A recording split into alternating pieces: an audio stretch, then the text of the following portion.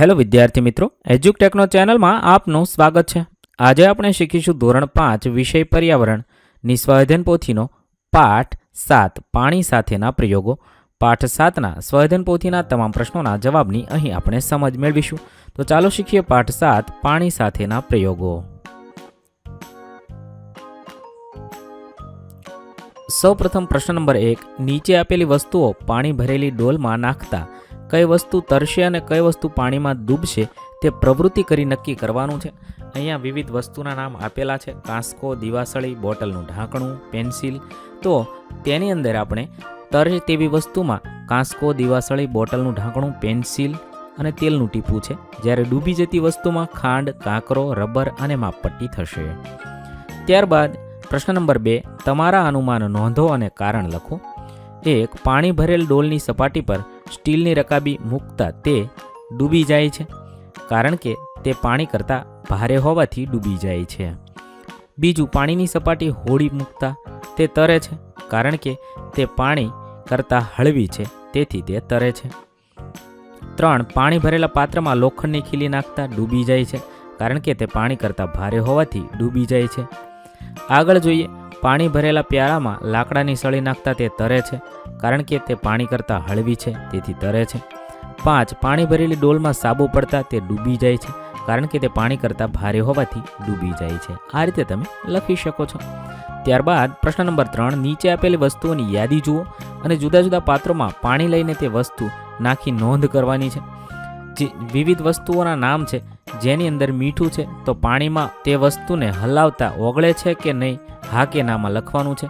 મીઠું ઓગળી જાય છે, ખાંડ ઓગળી જાય છે, ખાવાના સોડા ઓગળે છે, લીંબુ ના, હળદર હા, સાકર હા, આવી રીતે. હવે તેનો રંગ બદલાય છે તો ના, પાણીમાં નાખતા પાણીનો રંગ બદલાતો નથી. તેનો સ્વાદ કેવો છે તો ખારો છે. એવી રીતે ખાંડનો પાણીનો રંગ બદલાતો નથી, સ્વાદ ગળ્યો છે. ખાવાના સોડા પાણીનો રંગ બદલાતો નથી, સ્વાદ તુરો છે. એવી રીતે આપણે દરેક વસ્તુ વિશે લખવાનું છે. તે વસ્તુને પાણીની અંદર નાખતા તે ઓગળી જાય છે કે કેમ, તેનો સ્વાદ બદલાય છે કે કેમ, પાણીનો રંગ બદલાય છે કે કેમ લખવાનું છે. અને એક વસ્તુ વધારાની ઉમેરવાની છે. મેં અહીંયા ગોળ ઉમેર્યો છે. આ રીતે તમે આપેલ કોષ્ટક પૂર્ણ કરી શકો છો. ત્યારબાદ પ્રશ્ન નંબર 4, ઉપરોક્ત કોષ્ટકને આધારે જવાબ લખો. 1, પાણીમાં ઓગળતી વસ્તુઓ કઈ કઈ છે તો મીઠું, ખાંડ, સાકર, મધ, ગોળ, ખાવાનો સોડા, છાશ, દૂધ વગેરે વસ્તુઓ પાણીમાં ઓગળી જાય છે.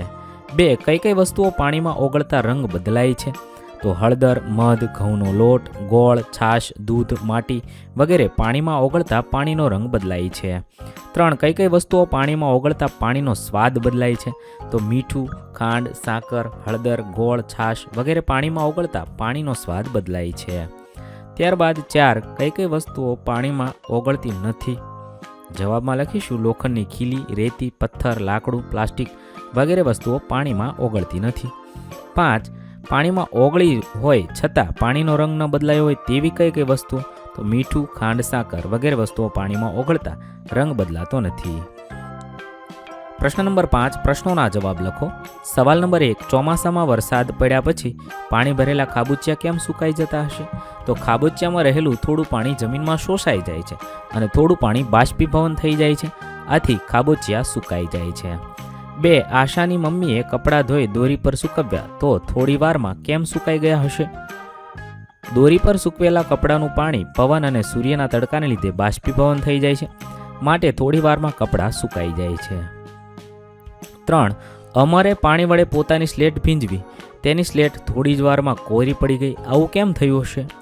અમરે પાણી વડે પોતાની સ્લેટ ભીંજવી પરંતુ તેના પરનું પાણી બાષ્પ બનીને હવામાં ઉડી ગયું એટલે તેની સ્લેટ થોડી વારમાં સુકાઈ જાય છે. ત્યારબાદ પ્રશ્ન નંબર 6, આપેલા વિકલ્પોમાંથી સાચો વિકલ્પ શોધીને ખાનામાં લખવાનો છે. અહીંયા વિકલ્પ આપેલા છે તેની અંદરથી સાચો વિકલ્પ શોધી ખાનામાં લખીએ. પહેલું છે, નીચેનામાંથી કઈ વસ્તુ પાણીમાં તરશે તો અહીંયા જવાબ સી, પ્લાસ્ટિકનો દડો તે પાણીમાં તરશે તેથી ખાનામાં સી લખીશું. ત્યારબાદ બીજું છે, નીચેનામાંથી કઈ વસ્તુ પાણીમાં ડૂબશે તો સાચો જવાબ થશે એ, લોખંડની ખીલી જે પાણીમાં ડૂબશે તેથી ખાનામાં એ લખીશું. ત્રીજું છે, પાણીમાં ઝડપથી ઓગળી જતી વસ્તુ કઈ, સાકર, ખાંડ, ચાની ભૂકી કે મીઠું. જવાબ થશે બી, મીઠું તે ઝડપથી ઓગળી જાય તેથી ખાનામાં બી લખીશું. ત્યારબાદ ચોથું છે તડકામાં શું જલ્દી સુકાઈ જાય છે? 4 વસ્તુના નામ આપેલા છે. સાચો જવાબ થશે એ. આ 4માંથી હાથ રૂમાલ સૌથી ઝડપી સુકાશે, તેથી ખાનામાં એ લખીશું. 5 નીચેમાંથી કઈ વસ્તુ તડકામાં સૂકવીને બનાવવામાં આવે છે? જવાબ થશે બી, પાપડ તડકામાં સૂકવીને બનાવવામાં આવે છે. ત્યારબાદ પ્રશ્ન નંબર 7, તમારા ઘરે કયા કયા કામોમાં પાણીનો ઉપયોગ થાય છે તે લખવાનું છે. તો મારા ઘરે રસોઈ કરવા, કપડાં ધોવા, પીવા માટે, પોતા કરવા, નહાવા માટે, પશુને પીવડાવવા માટે, વાસણ સાફ કરવા માટે, છોડને પાવા માટે પાણીનો ઉપયોગ થાય છે. આવી રીતે તમારા ઘરે ક્યાં ક્યાં પાણીનો ઉપયોગ થાય છે તે લખવાનું છે. અહીં આપણા પાઠ 7ના પ્રશ્નોના જવાબ પૂર્ણ થશે. પર્યાવરણ વિષયના તમામ પાઠના સ્વાધ્યાયન પોથીના વિડીયોઝ આપણી ચેનલ પર ઉપલબ્ધ છે, જે તમે ધોરણ 5 પર્યાવરણ સ્વાધ્યાયન પોથી નામના પ્લેલિસ્ટમાંથી મેળવી શકો છો. પ્લેલિસ્ટની લિંક વિડીયોના ડિસ્ક્રિપ્શનમાં આપેલી છે. તથા જો તમારે તેની પીડીએફની જરૂર હોય તો તે તમે આપણી એપ્લિકેશન પરથી મેળવી શકો છો. એપ્લિકેશનની લિંક પણ વિડીયોના ડિસ્ક્રિપ્શનમાં આપી છે. વિદ્યાર્થી મિત્રો, આપેલા વિડીયોની જો તમારે પીડીએફની જરૂર હોય તો તમે આપણી એપ્લિકેશન સ્માર્ટ સાથી પરથી મેળવી શકશો. વિદ્યાર્થી મિત્રો, આપણી એપ્લિકેશન સ્માર્ટ સાથી પ્લે સ્ટોરમાં આવી ગઈ છે, જેની અંદર તમે બધા વિભાગ જોઈ શકો છો. તેની અંદર વિવિધ ધોરણ છે. ધોરણ ઉપર ક્લિક કરતાં વિવિધ વિષય ખુલશે. વિષય ઉપર ક્લિક કરતાં તેની અંદર આવતા પાઠ ખુલશે. તેની અંદરથી તમે પાઠ્યપુસ્તક પણ ડાઉનલોડ કરી શકો છો. તેની અંદર આપેલા પાઠમાં ક્લિક કરતાં તમે પાઠની પીડીએફ, સ્વાધ્યાયની પીડીએફ, સ્વાધ્યાયન પોથીની પીડીએફ, પાઠના વિવિધ વિડીયોઝ, સ્વાધ્યાયના વિડીયોઝ, સ્વાધ્યાયન પોથીના વિડીયોઝ બધું જોઈ શકો છો અને ડાઉનલોડ પણ માત્ર એક ક્લિકમાં કરી શકો છો. વિદ્યાર્થી મિત્રો, આપણી એપને સપોર્ટ કરજો, ડાઉનલોડ કરજો.